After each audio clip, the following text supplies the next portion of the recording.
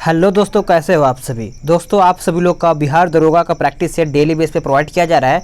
अभी आप सभी लोग का मार्क्समैन का बुक चलाया जा रहा है। अभी आप सभी लोग इसको समझ लीजिए कि इस बुक में आपका 100 सेट दिया गया है और आप सभी लोग का प्राचीन भारत का जो इतिहास है वो आपका कंप्लीट करा दिया गया है, प्राचीन, ठीक है।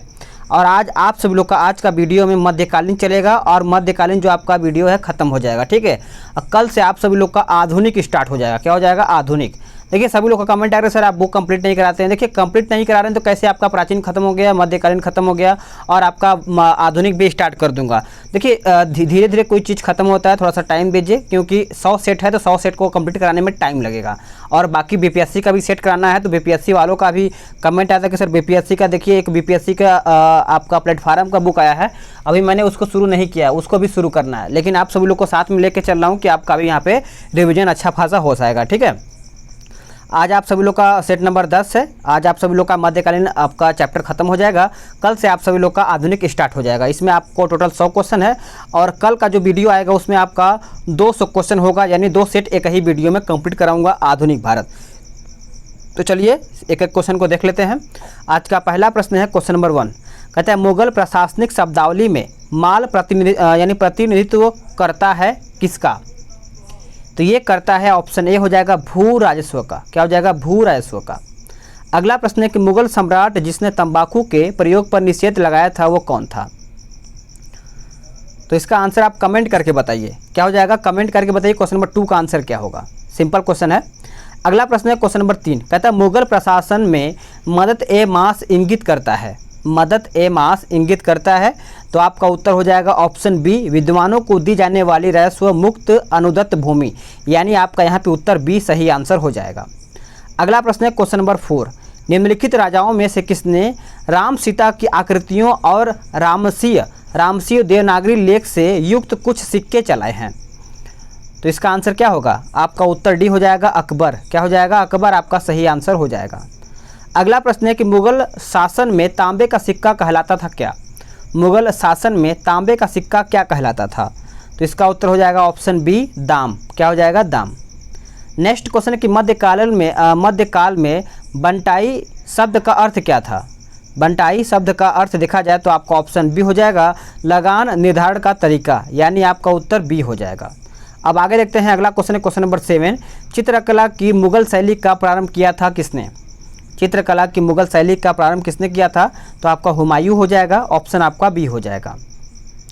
नेक्स्ट क्वेश्चन देखते हैं क्वेश्चन नंबर 8। देखिए, इस वाले बुक में कुछ क्वेश्चन एरर दिया गया है, उसको सही करने के बावजूद एक क्वेश्चन बाय द वे छूट जाता है, तो आप सभी लोग कमेंट कर दिया कीजिए।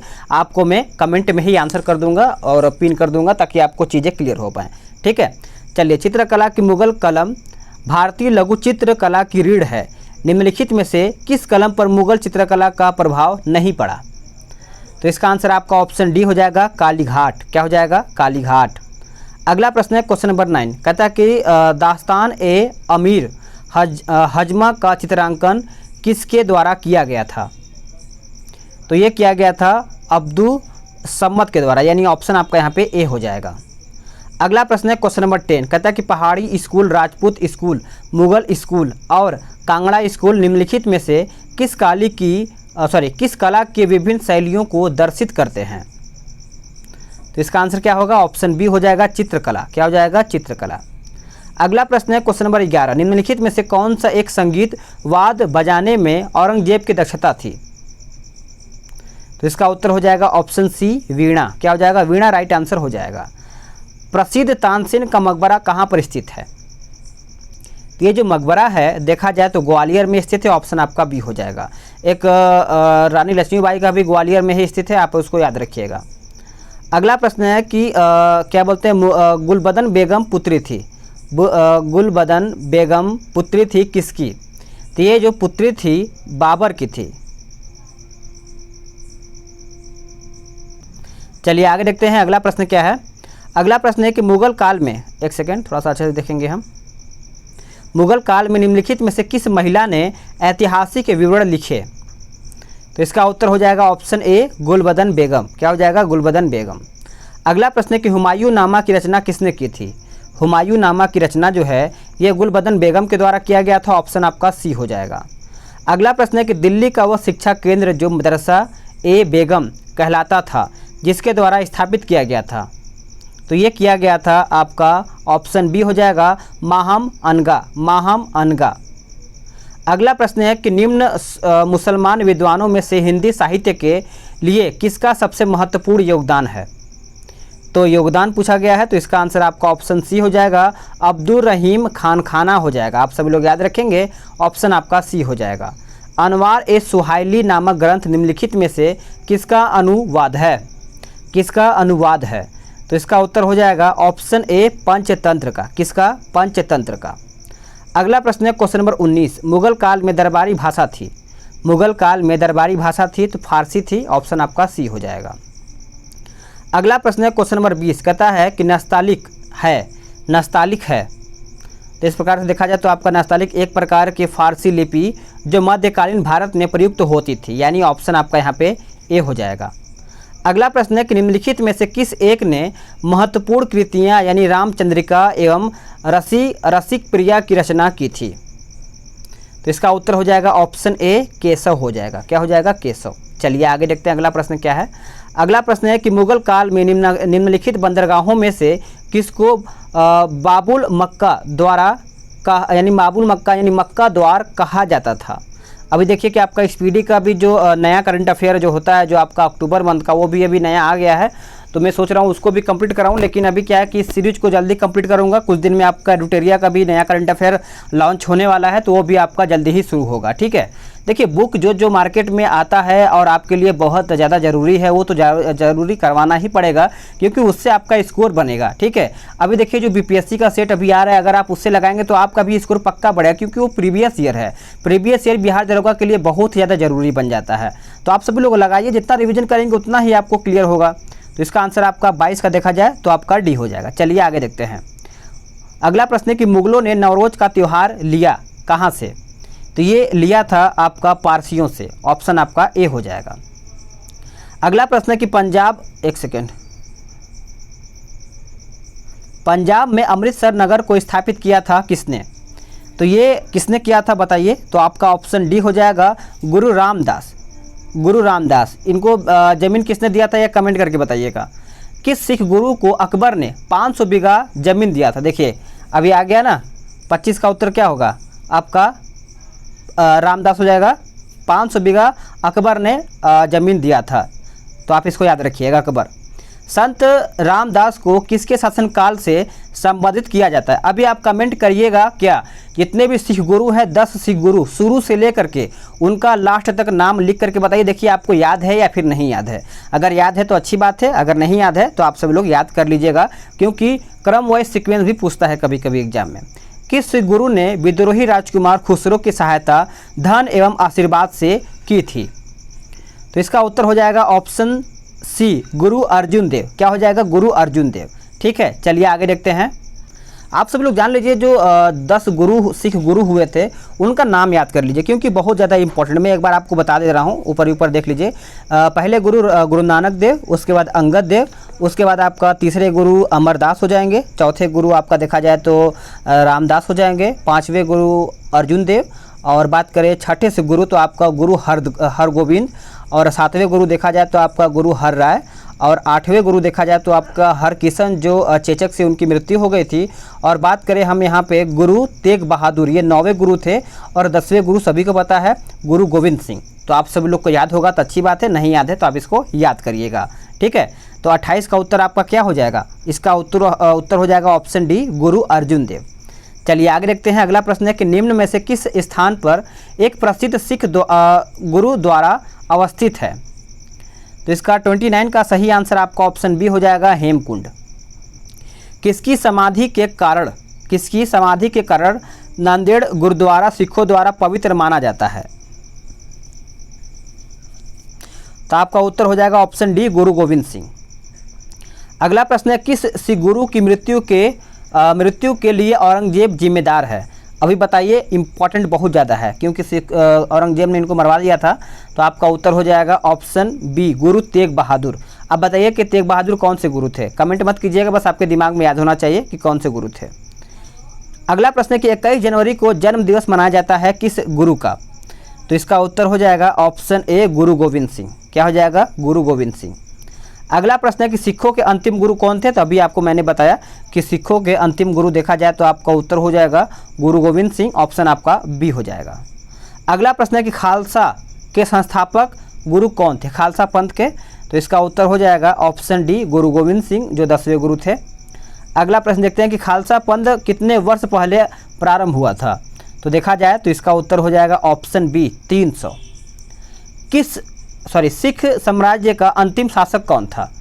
तो इसका उत्तर बहुत ज़्यादा इंपॉर्टेंट है, आप इसको याद रखेंगे। 36 का देखा जाए तो आपका दलीप सिंह हो जाएगा। ऑप्शन आपका यहाँ पे ए हो जाएगा। चलिए अगला प्रश्न देखते हैं कि मराठों के उत्कर्ष का निम्न में से कौन सा कारण सही है? तो इसका उत्तर हो जाएगा ऑप्शन 37 का देखा जाए तो आपका डी हो जाएगा। उपरोक्त तो सभी धार्मिक चेतना, राजनीतिक जागृति, उसके बाद उच्च नेतृत्व शक्ति, तो आपका उत्तर डी हो जाएगा। अगला प्रश्न है कि शिवाजी ने मुगलों को किस युद्ध से हराया था? तो इसका उत्तर हो जाएगा 38 का ऑप्शन आपका सी हो जाएगा, सलहार। क्या हो जाएगा? सलहार। अगला प्रश्न है कि वह कौन सेनानायक था जिसने बीजापुर के सुल्तान ने 1659 ईस्वी में शिवाजी को दबाने के लिए भेजा था? तो इसका आंसर हो जाएगा ऑप्शन बी यानी अफजल खां। अगला प्रश्न है कि शिवाजी मुगलों की कैद से भागने के समय कौन से नगर में कैद थे? यानी जब भाग रहे थे तो उस टाइम कहाँ पर थे? तो आपका उत्तर हो जाएगा ऑप्शन बी आगरा। शिवाजी की राजधानी कहाँ पर थी? शिवाजी की राजधानी देखा जाए तो आपका उत्तर हो जाएगा 41 का ऑप्शन ए रायगढ़ में। अष्टप्रधान नाम की मंत्रिपरिषद थी, तो इसका उत्तर हो जाएगा ऑप्शन 42 का मराठा प्रशासन। ऑप्शन आपका डी हो जाएगा।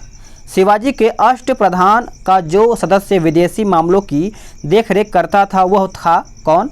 तो वह था देखा जाए तो आपका ऑप्शन डी हो जाएगा सुमंत। क्या हो जाएगा? सुमंत। अष्टप्रधान मंत्रिपरिषद किसके राज्य प्रबंध में सहायता करती थी? तो आंसर हो जाएगा 44 का ऑप्शन सी शिवाजी। क्या हो जाएगा? शिवाजी। चलिए आगे देखते हैं कि संभाजी के बाद मराठा शासन को निम्नलिखित में से किसने सरल और कारगर बनाया था? ऑप्शन देख लीजिए, आपका ऑप्शन नीचे दिया गया है। तो 45 का आंसर आपका यहाँ पे बी हो जाएगा, बालाजी विश्वनाथ। क्या हो जाएगा? बालाजी विश्वनाथ। अगला प्रश्न है कि औरंगजेब की मृत्यु के समय मराठा नेतृत्व किसके हाथों में था? मराठा नेतृत्व देखा जाए तो आपका उत्तर हो जाएगा ऑप्शन 46 का डी हो जाएगा, ताराबाई। क्या हो जाएगा? ताराबाई। निम्नांकित मराठा देवियों में जिसने 1700 ईस्वी से आगे मुगल साम्राज्य के विरुद्ध संघर्ष का नेतृत्व किया वह कौन था? तो वह देखा जाए तो आपका उत्तर सी हो जाएगा, ताराबाई। क्या हो जाएगा? ताराबाई। किसके समय से मराठा राजा नाचीज हो गया और पेशवा वास्तविक शासक? तो 48 का आंसर हो जाएगा ऑप्शन सी, बालाजी बाजीराव। क्या हो जाएगा? ऑप्शन आपका सी हो जाएगा।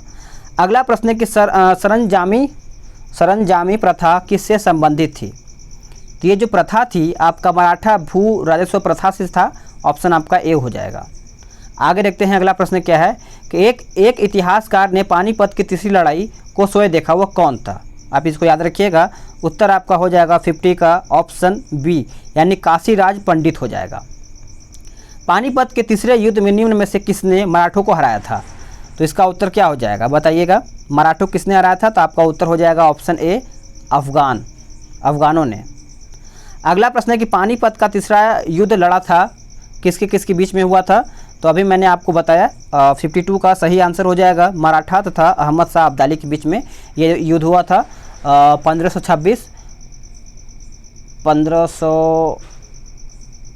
एक सेकेंड। चलिए, पानीपत का जो प्रथम युद्ध हुआ था 1526 में आई थिंक हुआ था, ठीक है। और जो आखिरी युद्ध हुआ था 1761 में हुआ था। पानीपत का तीसरा युद्ध लड़ा गया था, अभी मैंने आपको बताया। इसका उत्तर हो जाएगा ऑप्शन बी 1761 में। अगला प्रश्न है कि मोडी लिपि का प्रयोग किसके विलेखों में किया जाता था? तो ये आपका किया जाता था मराठों के। क्या हो जाएगा? ऑप्शन आपका डी हो जाएगा। अब यहाँ पे मुगल साम्राज्य का विघटन देखेंगे। औरंगजेब की 1707 ईस्वी में मृत्यु होने के बाद सत्ता किसने संभाली? तो आपका उत्तर हो जाएगा ऑप्शन ए, बहादुर शाह प्रथम ने। अगला प्रश्न है कि निम्नलिखित में से किस मुगल सम्राट ने अंग्रेजों को बंगाल में शुल्क मुक्त व्यापार की सुविधा प्रदान की थी? तो ऑप्शन आपका सामने दिया गया है नीचे, इसका उत्तर बताइएगा। तो इसका उत्तर हो जाएगा ऑप्शन डी, फर्रुखसियर हो जाएगा। मयूर सिंहासन पर बैठने वाला अंतिम मुगल सम्राट कौन था? तो इसका उत्तर हो जाएगा ऑप्शन बी यानी मोहम्मद शाह। क्या हो जाएगा? मोहम्मद शाह। अगला प्रश्न क्या है, इसको हम देखते हैं कि किसके शासन में हिजड़ों तथा महिलाओं के लिए एक वर्ग का प्रभुत्व था? तो इसका उत्तर हो जाएगा ऑप्शन ए मोहम्मद शाह। 1719 से लेकर के 48 तक इसका शासनकाल था। अगला प्रश्न है कि निम्नलिखित में से किस मुगल बादशाह को वजीर गाजीउद्दीन ने दिल्ली में दाखिल नहीं होने दिया था? तो इसका उत्तर हो जाएगा ऑप्शन बी शाह आलम द्वितीय। क्या हो जाएगा? शाह आलम द्वितीय।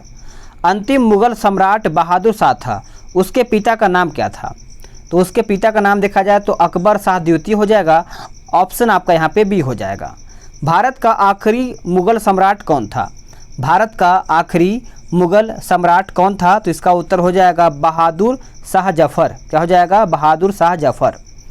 निम्नलिखित में से कौन अवध का प्रथम नवाब था? तो आंसर हो जाएगा ऑप्शन बी शहादत खान। याद रखेंगे, शहादत खान उत्तर आपका हो जाएगा। अगला प्रश्न है निम्नलिखित में से कौन हैदराबाद के स्वतंत्र राज्य का संस्थापक था? आपका उत्तर हो जाएगा ऑप्शन डी चिनकिलिच खां हो जाएगा। ऑप्शन आपका डी हो जाएगा। निम्नलिखित में से किसने दिल्ली में खगोलीय वेधशाला, जिसे जंतर मंतर कहते हैं, बनवाई थी किसने? तो ये बनवाया गया था जयसिंह द्वितीय ने। ऑप्शन आपका डी हो जाएगा। अगला प्रश्न है कि नादिर शाह के आक्रमण के समय मुगल शासक कौन था? तो सही आंसर हो जाएगा ऑप्शन सी मोहम्मद शाह। क्या हो जाएगा? मोहम्मद शाह। अगला प्रश्न है कि अकबर के शासनकाल में दक्कन में निम्न पद्धतियों में से कौन सा भू राजस्व वसूली का प्रचलित आधार था? प्रचलित आधार था। तो इसका उत्तर हो जाएगा ऑप्शन सी जब्त। क्या हो जाएगा? जब्त आपका सही उत्तर हो जाएगा। आगे रखते हैं, विविध का टॉपिक आ गया है तो इसमें मिलान वगैरह करना है, इसीलिए आप सभी लोग इसको देखिएगा अच्छे से। चलिए मिलान करके बताइएगा 67 का सही आंसर क्या होगा। चलिए अगर आप वीडियो रोकना चाहते हैं तो इसको रोक लीजिएगा। एलिफेंटा देखा जाए तो आपका गुफा संबंधित है। श्रवण बेलगोला देखा जाए तो आपका मूर्ति। खजुराहो देखा जाए तो मंदिर। सांची आपका स्तूप है। तो आपका इस प्रकार से उत्तर भी हो जाएगा। इसमें भी आपका मिलान ही करना है तो इसको अच्छे से देखिए और मिलान करके बताइए। तो 68 का देखा जाए तो आपका भीमबेटका जो है आपका चला जाएगा मध्य प्रदेश। शेर टेप्पल जो है आपका चला जाएगा तमिलनाडु। हम्पी जो है आपका कर्नाटक, एक सेकंड, कर्नाटक हो जाएगा। और मानस आपका असम हो जाएगा। तो आपका उत्तर ऑप्शन बी हो जाएगा। अगला प्रश्न है, अगर आप वीडियो रोक करके मिलाना चाहते हैं तो मिलाइएगा, आपके लिए बेहतर होगा। निम्नांकित जोड़ों में से किसका सुमेल है? स्टार देखिए बनाया गया है तो आपके लिए महत्वपूर्ण है। तो आपका खजुराहो मंदिर चंदेल हो जाएगा। ऑप्शन आपका यहाँ पे बी हो जाएगा। ठीक है, चलिए आगे देखते हैं। इसमें भी आपका वही है, मिलान करके ही बताना है तो इसको अच्छे से देखिएगा। Question number 70। ठीक है, तो क्वेश्चन नंबर 70 है। देखिए आपका वैजनाथ धाम, ये आपका वैजनाथ धाम जो है ये आपका चला जाएगा किस में बताइएगा? 70 का उत्तर क्या होगा? तो ये आपका वैजनाथ धाम जो है चला जाएगा शिव मंदिर पहले में। और सारनाथ जो है आपका चला जाएगा बुद्ध का शांति का प्रथम प्रचलन मंदिर है आपका। इसमें मिलाते हैं, थोड़ा सा ऊपर नीचे है तो इस तरह से दिक्कत होता है। दिलवाड़ा जो है आपका चला जाएगा जैन मंदिर। और जो आपका बद्रीनाथ है आपका चला जाएगा, बद्रीनाथ आपका चौथे में चला जाएगा। इसको इस तरह से मिलाते हैं। ठीक है, चलिए ये आपका 71 है तो इसको अच्छे से मिलाइएगा। 71 सिंपल है, आप आराम से मिला लेंगे इसको। देखिए आपका जो सूर्य मंदिर है आपका चला जाएगा कोणार्क। लिंगराज मंदिर आपका भुवनेश्वर। हवा महल जो आपका है जयपुर। और गोमतेश्वर की प्रतिमा जो है आपका हो जाएगा कर्नाटक। तो आपका उत्तर ऑप्शन ए हो जाएगा। आगे देखते हैं अगला भी प्रश्न। देखिए इसीलिए मैं इसके जो आपका क्या बोलते हैं कि जो प्राचीन भारत था, प्राचीन भारत का जो लास्ट का सेट मैंने एक छोड़ा था उसमें पूरा 100 क्वेश्चन विविध ही था। ठीक है, विविध ही था। उसको बनाने में बहुत ज़्यादा दिक्कत हो रहा था, इसके लिए मैं नहीं बना पाया। मैं आपको PDF दे दिया था टेलीग्राम में। अगर आपको अभी तक नहीं मिला है तो टेलीग्राम ग्रुप को ज्वाइन कर लीजिए, वहाँ पर PDF मैंने अपलोड कर दिया है आंसर के साथ। ठीक है, चलिए 72 का आंसर देखा जाए तो आपका नालंदा आपका चला जाएगा विश्वविद्यालय। सारनाथ आपका अशोक स्तंभ। सांची आपका चला जाएगा स्तूप। और कोणार्क मंदिर आपका सूर्यदेव से संबंधित है। और अगला है 73। 73 का बताइए। 73 का देखा जाए तो आपका उत्तर ऑप्शन सी हो जाएगा 1 और 2। यानी चोलों ने पांड्य तथा चेर शासकों को पराजित कर प्रायद्वीपीय भारत पर प्रारंभिक मध्यकालीन समय में अपना प्रभुत्व स्थापित किया। दूसरा कहता है कि चोलों ने दक्षिण पूर्वी एशिया के शैलेंद्र साम्राज्य के विरुद्ध सैन्य चढ़ाई की तथा कुछ क्षेत्रों को जीत लिया था। तो आपका ऑप्शन सी हो जाएगा। अगला प्रश्न क्या है 74, इसको अच्छे से देखिए और मिलान करके बताइए। तो 74 का देखा जाए तो आपका क्या हो जाएगा, गुप्त जो है आपका चला जाएगा देवगढ़, चंदेल आपका चला जाएगा खजुराहो, चालुक्य जो है आपका चला जाएगा बादामी, और आपका जो पल्लव है आपका हो जाएगा पनमल्ले। तो इस प्रकार से आपका उत्तर आपका यहाँ पे ए हो जाएगा। ये भी आपका 75 का स्टार बना है, तो इसको आप अच्छे से याद रखिएगा। इसमें आपका मिलान ही करके बताना है। इसमें पूछा गया कि नीचे दिए गए कूट से सही उत्तर क्या होगा, तो बताइए। यहाँ पूछा गया है कि निम्नलिखित में से कौन संगम पतन पश्चिमी तट पर स्थित है, तो इसका उत्तर आपका यहाँ पे ऑप्शन सी हो जाएगा, केवल 3 और 4। एक टोंडी हो जाएगा और आपका यहाँ पे चौथा है मुसिरी। इसको आप अच्छे से याद रखिएगा। 76 भी आपका मिलान ही करके बताना है, तो इसको आप अच्छे से बताइए। तो देखिए, चालुक्य आपका चला जाएगा बादामी, पल्लव आपका कांचीपुरम, हर्ष आपका चला जाएगा कन्नौज, और पांडे आपका मदुरई। तो इस प्रकार से उत्तर आपका यहाँ पे 76 का ए हो जाएगा। चलिए आगे देखते हैं 77 का मिलान करके बताइए। एक सेकेंड, हाँ अब बताइए। तो 77 का देखा जाए तो आपका क्या होगा, तो देखिए आपका जो मीनाक्षी है आपका चला जाएगा मदुरई, और वेंकटेश्वर जो मंदिर है आपका चला जाएगा तिरुमलई यानी तिरुमाल आंध्र प्रदेश, और आपका जो बचता है महाकाल मंदिर ये आपका चला जाएगा उज्जैन। एक सेकेंड, कहाँ गया महाकाल, हाँ सी में। और जो आपका बेलूर मठ है आपका चला जाएगा हावड़ा पश्चिम बंगाल। चलिए आगे देखते हैं। अगला है 78 नंबर। बताइए, इसमें बोला गया कि साहित्य की शास्त्रीय पुस्तकों में से कौन सी गुप्त काल में लिखी गई थी, तो इस प्रकार से इसका उत्तर आपका ऑप्शन डी हो जाएगा। 1 2 3 4 अमरकोश, कामसूत्र, वेद मेघ, एक सेकंड क्या लिखा है, हाँ मेघदूत, और आपका मुद्रा राक्षस। तो आपका उत्तर आपका डी हो जाएगा। इसमें अभी आपका 79 का मिलान ही करके बताना है। इसको अच्छे से देखिए और मिलान कीजिए। पाणिनि आपका अष्टाध्यायी, वात्स्यायन आपका चला जाएगा कामसूत्र, चाणक्य आपका देखा जाए तो आपका अर्थशास्त्र, कल्हड़ आपका रास्तड़िंगणी। तो आपका ये उत्तर हो जाएगा। ठीक है, चलिए चीज़ें आपको समझ में आ रही होंगी। अब 80 का देखते हैं। 80 का भी मिलान ही करके बताना है। तो 80 का देखते हैं, जल्दी जल्दी देख लेते हैं 80 का। तो 80 का देखिए आपका जो भारवी है आपका चला जाएगा भारवी आपका चला जाएगा दूसरे में, यानी किराता अर्जुनियम। उसके बाद जो आपका हर्ष बचता है, हर्ष आपका चला जाएगा चौथे में, नागानंद, और आपका कालिदास जो बच्चा है आपका चला जाएगा तीसरे में, और जो आपका राजशेखर है आपका चला जाएगा पहले में। तो इस प्रकार से इसका उत्तर आपका डी हो जाएगा। अगला प्रश्न है 81 का भी अच्छे से मिलान करके बताइए आप सभी लोग। 81 का ऑप्शन आपका सी हो जाएगा। विशाखा दत्त आपका चला जाएगा नाटक, वारामिहिर आपका चला जाएगा खगोल विज्ञान, चरक आपका चला जाएगा चिकित्सा, ब्रह्मगुप्त आपका चला जाएगा गणितज्ञ, यानी ब्रह्मगुप्त है जो आपका गणितज्ञ से हो जाएगा। ठीक है, चलिए अब 82 का भी वही है, मिलान ही करके बताना है। इसको अच्छे से देखिएगा और वीडियो रोक करके आप सभी लोग इसको मिलान करके बताइएगा। तो इसका उत्तर आप सभी लोग जान लीजिए। पहले बी होगा। देखिए, अमीर खुसरो आपका चला जाएगा अलाउद्दीन खिलजी, यहाँ पे दरबारी कवि और राजा दिया गया है। कालिदास आपका चला जाएगा चंद्रगुप्त द्वितीय हो जाएगा, और हरिसेन आपका चला जाएगा समुद्रगुप्त, और बाणभट्ट जो है आपका चला जाएगा हर्षवर्धन। निम्नलिखित में से कौन सही सुमिलित नहीं है, तो 83 का देखा जाए तो आपका ऑप्शन सी गलत है। बाकी आपका कालिदास, रघुवंश, भास आपका ये हो जाएगा, हर्ष आपका ये हो जाएगा। ठीक है, चलिए आगे देखते हैं। ये भी आपका वही है, मिलान ही करके बताना है 84 का। तो 84 का देखा जाए तो आपका आंसर क्या होगा, 84 का इसका उत्तर देखा जाए तो आपका बी हो जाएगा। 1 2 3 1 3 4 है। एक सेकेंड, थोड़ा सा मिस्टेक इसमें दिख रहा है। 84 का देख लें, सही है। पहले आपका 1 होगा, फिर आपका 3 होगा, फिर आपका 4 होगा। ठीक है, चलिए आगे देखते हैं। अगला आपका 85 है। 85 का भी मिलान करके बताना है। थोड़ा सा लंबा दिया, इसी की वजह से दिक्कत हो जाता है। तो 85 का देखा जाए तो आपका इस तरीके से देखिए, थोड़ा सा बड़ा होगा तभी आपको दिख पाएगा। तो 85 का उत्तर क्या होगा, ऑप्शन आपका बी हो जाएगा, यानी वारामिहिर जो है आपका चला जाएगा तीसरे में, विशाखा दत्त आपका चला जाएगा चौथे में, और शूद्रक जो है आपका चला जाएगा दूसरे में, और विल्हड़ा आपका चला जाएगा किसमें, 5वें में। तो इसको आप अच्छे से याद रखिएगा, ऑप्शन आपका बी हो जाएगा। अब वही है 86 का भी वही है, मिलान करके ही बताना है। तो चलिए बताइए 86 का क्या होगा। तो 86 का देखा जाए तो आपका ऑप्शन बी हो जाएगा, यानी अष्टांग संग्रह जो है आपका चला जाएगा आयुर्विज्ञान, और 10 रूपक जो है आपका चला जाएगा नाट्य कला। उसके बाद लीलावती जो है आपका गणित, और महाभारत से आपका चला जाएगा व्याकरण। तो आपका उत्तर ऑप्शन बी हो जाएगा। अगला प्रश्न है, निम्नलिखित युग्मों में से कौन एक सही सुमिलित नहीं है, तो आपका उत्तर हो जाएगा ऑप्शन ए कर्पूर मंजरी हर्ष। ये आपका गलत है, बाकी आपका बी सी डी सही है।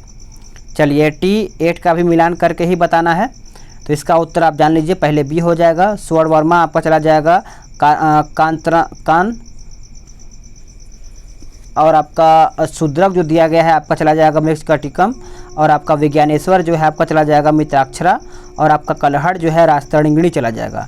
तो आपका उत्तर ऑप्शन बी हो जाएगा। ठीक है, चलिए अगला प्रश्न है कि निम्नलिखित युग्मों में से कौन एक सुमेलित नहीं है, बताइए कौन एक सही सुमेलित नहीं है। तो आपका उत्तर हो जाएगा 89 का ऑप्शन ए। आप इसको अच्छे से याद रखिएगा। अब आते हैं क्वेश्चन नंबर 90 पे। निम्नलिखित में से कौन से मध्यकालीन भारत के प्रसिद्ध विधिवेत्ता थे। तो इसका उत्तर हो जाएगा ऑप्शन सी 1, 2, 4 विज्ञानेश्वर और हिमाद्री, और आपका ऑप्शन जो आपका चौथा नंबर दिया है जिमुतवाहन। तो आपका उत्तर क्या हो जाएगा, सी हो जाएगा। अगला भी वही है, मिलान ही करके बताना है। तो चलिए देखते हैं। तो देखिए आपका उत्तर पहले जान लीजिए डी होगा। प्रतिहार आपका चला जाएगा किस में, तो कन्नौज।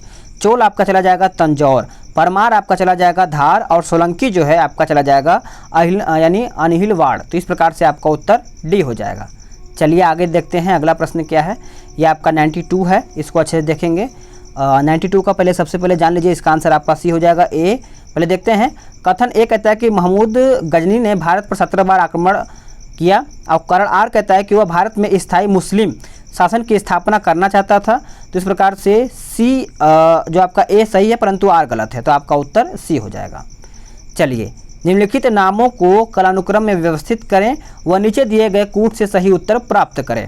तो इसका उत्तर आपका बी हो जाएगा 2, 3, 1, 4 महमूद गजनवी, मोहम्मद गौरी, चंगेज खां, तैमूर। तो आपका उत्तर बी हो जाएगा। अगला प्रश्न क्या है, इसको भी वही है। देखते हैं। कथन ए अलाउद्दीन के दक्षिणी अभियान धन प्राप्ति के अभियान थे।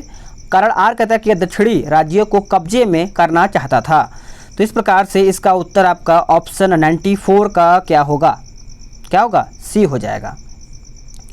वही है 95 का भी वही देखते हैं। कथन ए कहता है कि 1750 ईस्वी तक मराठा साम्राज्य पेशवा की अध्यक्षता में एक परिसंघ बन गया था। कारण आर कहता है कि साहू उत्तराधिकारी पेशवा की इच्छा पर निर्भर थे। तो इस प्रकार से 95 का उत्तर आपका ए हो जाएगा। ए तथा आर दोनों सही हैं तथा आर ए की सही व्याख्या करता है। अगला क्या है, इसको हम देखते हैं। ऑप्शन आपका नीचे दिया गया है कि निम्न कथनों पर विचार कीजिए जो अलाउद्दीन खिलजी से संबंधित है। तो इस प्रकार से 96 का उत्तर आपका सी हो जाएगा। 1 और 3 उसने कृष्ट जमीनों की पैमाइश के बाद जमीन की मालगुजारी वसूल की, और तीसरा कहता है कि उसने प्रांतों के गवर्नरों के अधिकारों को समाप्त किया था। तो आपका उत्तर आपका ऑप्शन डी हो जाएगा। अब ये भी आपका वही है। कथन ए अलाउद्दीन खिलजी ने दिल्ली में मूल्य नियंत्रण लागू किया था। कारण आर कहता है कि वह दिल्ली में अपने राज भवन के निर्माण में लगे हुए कारीगरों को कम वेतन देना चाहता था। तो इस प्रकार से इसका उत्तर आपका सी सही है परंतु आर गलत है। ठीक है, एक सेकंड, ए सही है ना, ए दिया है, ए सही है परंतु आर गलत है। चलिए आगे देखते हैं। अगला भी वही है, ये भी आपका वही मिलान वगैरह करके ही बताना है कौन सही है कौन गलत है। चलिए देखते हैं। कथन ए मोहम्मद बिन तुगलक ने एक नया स्वर्ण सिक्का जारी किया जो इब्न बतूता द्वारा दिनार कहलाया गया। कारण आर कहता है कि मोहम्मद बिन तुगलक पश्चिम एशियाई तथा उत्तरी अफ्रीकी देशों के साथ व्यापार में अभिवृद्धि के लिए स्वर्ण सिक्कों की टोकन मुद्रा जारी करना चाहता था। तो इस प्रकार से 98 का ऑप्शन सी हो जाएगा। ए सही है परंतु आर गलत है। चलिए आगे भी वही है, ये भी आपका उसी तरीके से है। देखिए इसमें कहता है कि निम्न कथनों पर विचार कीजिए। कथन ए मोहम्मद तुगलक की प्रतीक मुद्रा योजना असफल सिद्ध हुई। कारण आर कहता है कि मोहम्मद तुगलक का मुद्रा निर्गमन पर उचित नियंत्रण नहीं था। तो इस प्रकार से 99 का ऑप्शन आपका ए हो जाएगा। चलिए आपका 100 क्वेश्चन क्या है, कहता है कि निम्न को उनके काल क्रमानुसार क्रमबद्ध कीजिए, नीचे दिए गए कूट के हिसाब से सही उत्तर बताइए। तो इसका उत्तर आपका 1, 2, 3, 4 यानी आपका 1 रुकनुद्दीन, मुबारक खान, फिरोज शाह तुगलक और आलम शाह हो जाएगा। तो आपका उत्तर सी हो जाएगा। तो फ्रेंड्स आप सभी लोग का यहाँ पे 100 क्वेश्चन समाप्त हो गया है। वीडियो को लाइक करना ना भूलिएगा और हाँ शेयर भी कर दीजिएगा ताकि और भी लोग इस वीडियो के माध्यम से अपना रिवीजन कर पाएंगे। और आप कोई भी सुझाव देना चाहते हैं तो कमेंट के माध्यम से दे सकते हैं, आपका वीडियो देखा जाएगा।